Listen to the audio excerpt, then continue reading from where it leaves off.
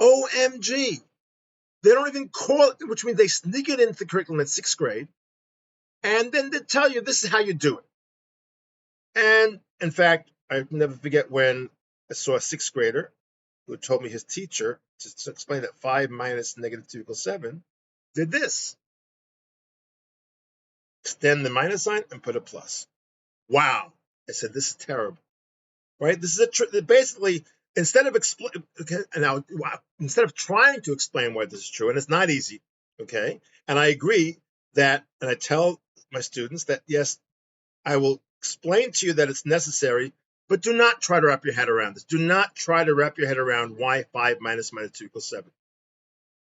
Accept the fact that negative numbers are useful.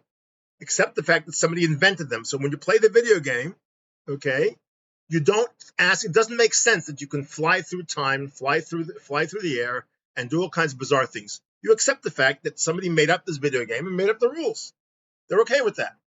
But math, we expect to make sense.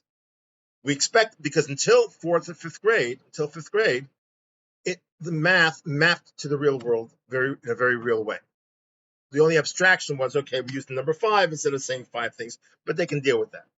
And then all of a sudden, especially in 6th grade, we depart from that connection.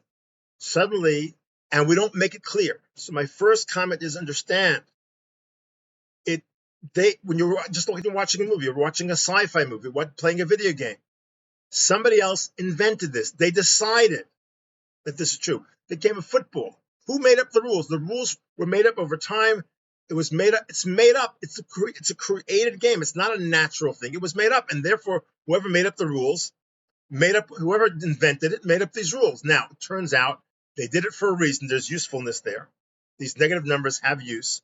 But once they invented negative numbers, they had to invent all these rules around how to add, subtract, multiply, and divide.